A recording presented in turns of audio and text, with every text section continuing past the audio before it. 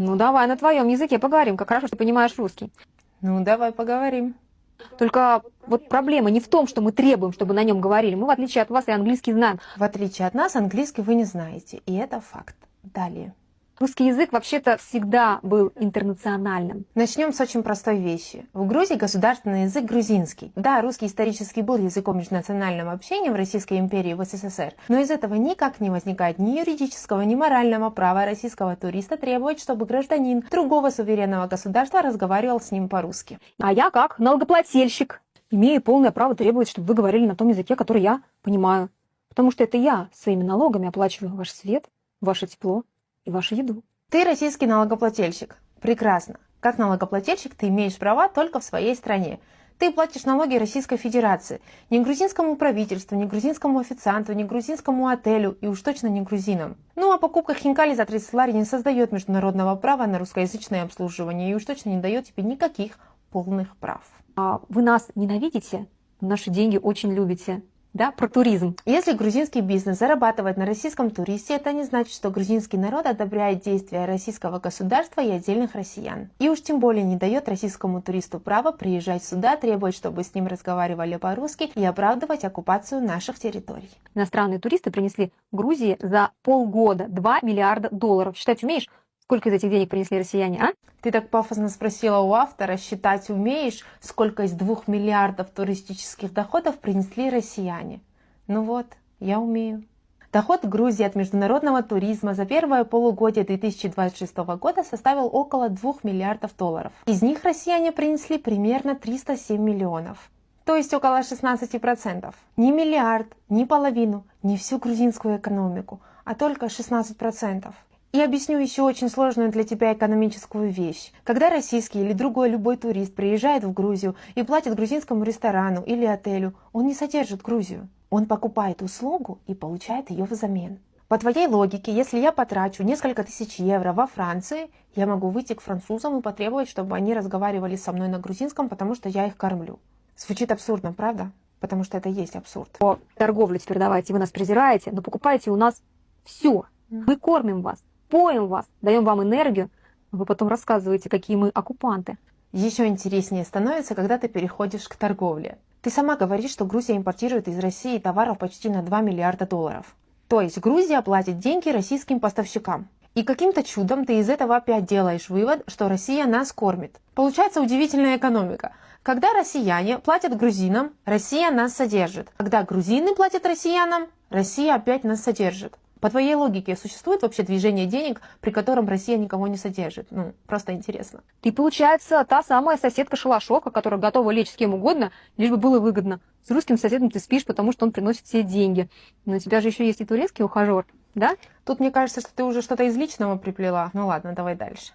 Ты, по твоей же аналогии, получается та самая соседка-проститутка, которая продается тому, кто больше платит. А ты сама выбрала быть той самой проституткой, которая берет деньги от всех подряд. И это не мой выбор.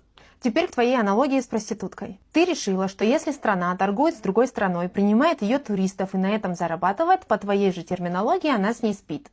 Хорошо, давай тогда применим эту же логику к России. Россия торгует с Китаем, Индией, Турцией, странами Азии, Ближнего Востока и десятками других государств. Покупает у них и продает им на десятки и сотни миллиардов. Так кто тогда по твоей же классификации спит со всеми?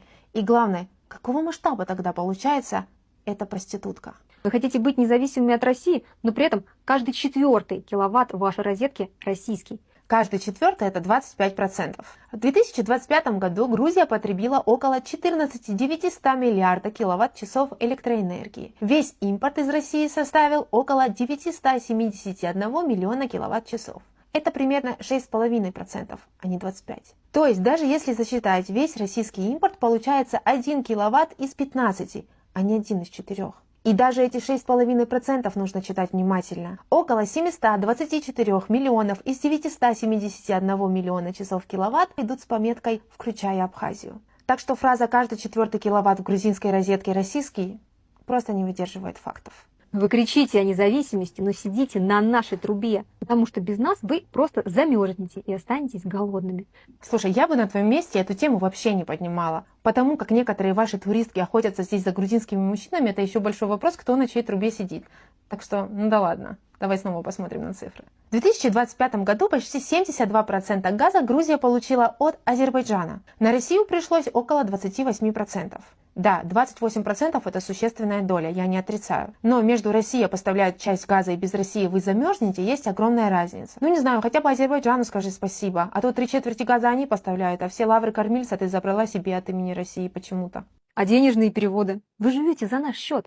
В 2025 году в Грузию из России перевели $500 миллиарда, которые вы получаете от нас просто так, за счет заработков здесь. Во-первых, денежные переводы мигранта не подарок России и Грузии. Человек заработал эти деньги и отправил их своей семье. Российский налогоплательщик эти деньги в бюджет Грузии не перечислял. Во-вторых, ты сама говоришь, вы получаете их просто так за счет заработков. Определись, так они просто так или они все-таки заработаны? Ворвались вы своими грязными сапогами в Абхазию и в Южную Осетию, за что справедливо получили по морде от справедливого отца. И когда один брат решил охренеть, отец расставил все по местам, а выскочку поставил на место. Теперь про Абхазию и Южную Осетию, куда мы, по твоим словам, ворвались. Есть одна проблема. Это международно признанные территории Грузии.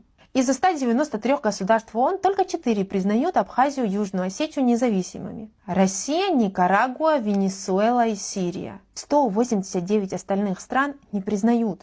То есть примерно 98% государств мира не разделяют твою теорию о том, что Грузия ворвалась на чужие территории. Потому что Южная Осетия и Абхазия – это территории Грузии в ее международно признанных границах. И раз уж ты решила читать нам лекции про 2008 год, давай читать источники полностью. Да, полномасштабная война развернулась после грузинского удара под Схинвали с ночи 7 на 8 августа. Но до этого там уже были вооруженные столкновения, провокации и обстрелы грузинских сел исключительно со стороны юго-осетинских формирований. Фактически война уже была начата. Еще в конце 2006-го, начало 2007 года российский Генштаб разработал план действий в Южной Осетии. А в рамках этого плана готовились юго-осетинские вооруженные формирования. Те самые, которые до 7 августа осуществляли военные столкновения, обстрелы и провокации. Россия к тому моменту уже совсем не была нейтральным наблюдателем. Она поддерживала сепаратистские структуры, раздавала российские паспорта жителям Южной Осетии, а российские военные находились там уже в качестве так называемых миротворцев.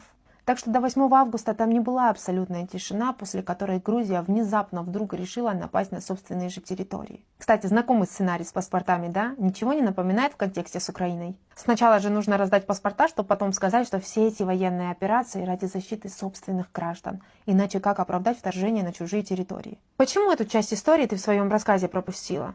Наверное, потому что сказка про справедливого отца, который пришел наказать плохого ребенка, звучит уже не так красиво, да? Это ваши цари приползли и умоляли вас спасти от турок. Теперь про вечное. А когда-то Россия вас спасла. До каких пор в 21 веке вы собираетесь объяснять современную политику тем, что происходило несколько столетий назад? Если мы начнем современным государствам выдавать права на основе средневековой истории, то получится очень интересная картина. Киев был центром Киевской Руси. Значит ли это, что современная Россия должна подчиняться Киеву? По твоей логике, да.